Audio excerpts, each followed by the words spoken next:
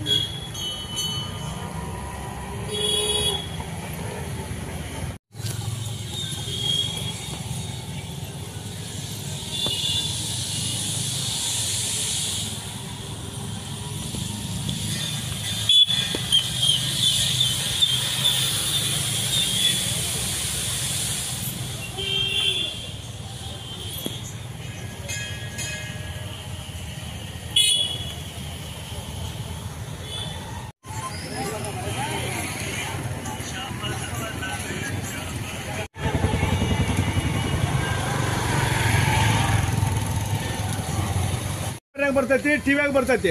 ಎಲ್ಲ ಚಾನಲ್ಗಳು ಬೆಳಿಗ್ಗೆ 8 ರಿಂದ ರಾತ್ರಿ 8 ಗಂಟೆವರೆಗೆ ಟಿವಿ ಆಫ್ ಮಾಡ್ಬಾರ್ದಾರು. ಯಾರು ಧಾರಾವಾಹಿ ನೋಡ್ಬೇಡ್ರಿ, ನ್ಯೂಸ್ ಚಾನಲ್ ನೋಡ್ರಿ.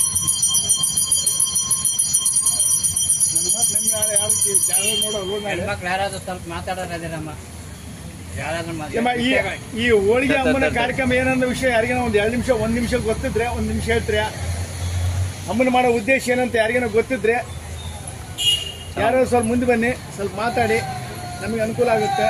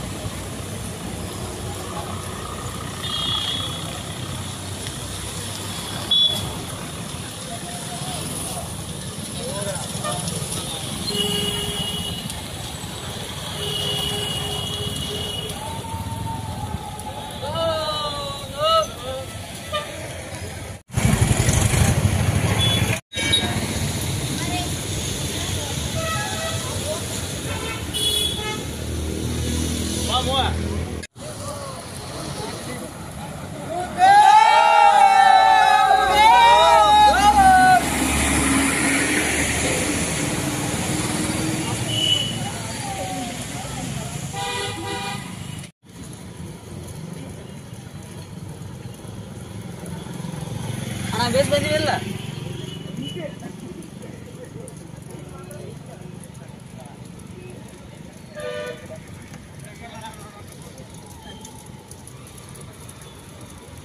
ಅಣ್ಣಗೆ ಜೈ.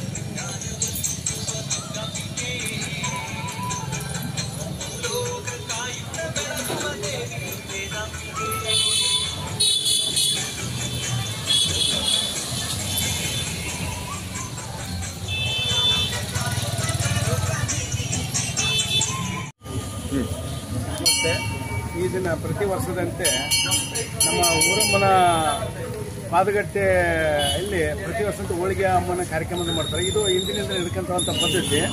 ಪ್ರತಿ ವರ್ಷ ಯಾಕೆ ಈ ದಿನ ಆರಿಸ್ಕೊಂತಾರೆ ಅಂತಂದ್ರೆ ಮಳೆಗಾಲ ಬರ್ತಿರ್ಲಿಲ್ಲ.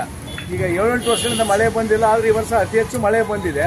ಮಳೆ ಬಂದಿದೆ ಅಂತ ಮಾಡ್ತಾಯಿಲ್ಲ, ಖುಷಿಗೆ ಮಾಡ್ತಾರೆ. ಬಟ್ ಇದರಿಂದ ಸಣ್ಣ ಸಣ್ಣ ಮಕ್ಕಳಿಗೆ ಯಾವ್ದಾದ್ರು ಅಮ್ಮ ಕಾಣಿಸ್ಕೊಂತಕ್ಕಂಥ ಮಕ್ಕಳಿಗೆ ಜ್ವರ ಕಾಣಿಸ್ತಕ್ಕಂಥ ಒಂದು ಪದ್ಧತಿ ಹಿಂದಿನ ಕಾಲದಿಂದ ನಡೆದಂತ ಬಂದಿದ್ದರಿಂದ ಊರಲ್ಲಿರ್ತಕ್ಕಂಥ ಹೆಣ್ಣು ದೇವತೆಗಳಿಗೆ ಒಂದು ಶಾಂತಿ ಆಗಲಿ ಅಂತೇಳಿ ಅದಕ್ಕೆ ಹೋಳಿಗೆ ಎಡೆಯನ್ನು ಕೊಡ್ತಕ್ಕಂಥ ಪದ್ಧತಿ ಇಂದಿನ ಅನಾದಿ ಕಾಲದಿಂದ ಬಂದಂಥ ಪದ್ಧತಿ ಇರೋದ್ರಿಂದ ಇದನ್ನ ಆ ಅನಾಧಿಕಾರಿತ ಪದ್ಧತಿಯನ್ನು ನಮ್ಮ ಭಾರತೀಯ ಸಂಸ್ಕೃತಿ ಪ್ರಕಾರ ಇದನ್ನು ನಡೆಸ್ಕೊಂಡು ಬರ್ತಿದ್ದಾರೆ. ಇವತ್ತು ಕೂಡ ನಡೀತಿದೆ, ಮುಂದೆ ಕೂಡ ನಡೀತಿದೆ ಅಂತ ನಾನು ನೋಡ್ತೇನೆ. ನಾನು ಇದು ನೋಡ್ಲಿಕ್ಕೆ ಸುಮಾರು 35 ವರ್ಷ ನೋಡ್ತೇನೆ. ಪ್ರತಿ ವರ್ಷದಂತೆ ಈ ವರ್ಷ ನಡೆದ್ರಿಂದ ಪ್ರತಿ ವರ್ಷಕ್ಕಿಂತ ಅತಿ ಹೆಚ್ಚು ಸಂಖ್ಯೆಯಲ್ಲಿ ಭಕ್ತಾಧಿಕಾರಿ ಸಂಖ್ಯೆ ಹೆಚ್ಚಾಗ್ತಾ ಇದೆ. ಹೋದ ವರ್ಷಕ್ಕೆ ಹೋಲಿಸಿದ್ರೆ ಈ ವರ್ಷದ ಸಂಖ್ಯೆಯಲ್ಲಿ ಅತಿ ಹೆಚ್ಚು ಮಹಿಳೆಯರ ಸಂಖ್ಯೆ ಜಾಸ್ತಿ ಆಗಿರೋದ್ರಿಂದ ಅಲ್ಲಿ ಕಂಡು ಬರ್ತಿದೆ. ಪುರುಷರು ಬರ್ತಾರೆ, ಹೆಣ್ಮಕ್ಳು ಬರ್ತಾರೆ. ಮತ್ತು ಅಮ್ಮನ ಹೋಳಿಗೆ ಕಾರ್ಯಕ್ರಮದಲ್ಲಿ ಈ ಸರಿ ಹೆಚ್ಚಿನ ಸಂಖ್ಯೆಯಲ್ಲಿ ಮಳೆಗೆ ಬಂದಿರ್ತಾರೆ. ಅದು ಒಂದು ವಿಶೇಷ. ಮಳೆ ಬಂದರೂ ಕೂಡ ಈ ಅಮ್ಮ ನಮಗೆ ಮಡಿಯಲ್ಲಿ ಕಳಿಸ್ತಾಳೆ ಅನ್ನೋ ಒಂದು ಪದ್ಧತಿಯಿಂದ ಯಾರು ಮಳೆಯನ್ನು ಅಂಜದೇ ಇರೋದ್ರಿಂದ ಮನೆಯಲ್ಲಿ ಮಡಿಯಿಂದ ಸ್ನಾನ ಮಾಡಿ ಪೂಜೆ ಮಾಡಿಕೊಂಡು ಆ ಮಡಿಯಲ್ಲೇ ತೋರಿಸ್ಕೊಂಡು ಬಂದು ಇಲ್ಲಿ ಅಮ್ಮನಿಗೆ ನೈವೇದ್ಯವನ್ನು ನೀಡಿ ಅಮ್ಮನ ದರ್ಶನ ತಂದು ತೀರ್ಥ ಪ್ರಸಾದ ತಂದು ನಾವು ಪುನೀತಾದ್ವಿ ಕೈ ಮುಗಿದು ನಮಗೆ ಒಳ್ಳೇದು ಮಾಡಲಿ ಅಮ್ಮ, ಮಕ್ಕಳ ರುಚಿಗಳಿಗೆ ಚೆನ್ನಾಗಲಿ, ಮಳೆ ಬೆಳೆ ಚೆನ್ನಾಗಿ ಬರಲಿ, ಊರಿನ ಜನದ ಸುಖಕಾಯಿ ಇರಲಿ ಅಂತೇಳಿ ಅಮ್ಮನಲ್ಲಿ ಬೇಡ್ಕೊಂಡು ಹೋಗಿರ್ತ ಪದ್ಧತಿ ಅನಾದಿ ಕಾಲದಿಂದ ಬಂದಿರತಕ್ಕಂಥ ಪದ್ಧತಿ ನಾನು ನೋಡ್ಕೊಂಡ್ ಬಂದಿದ್ದೀನಿ. ನಮಸ್ಕಾರ.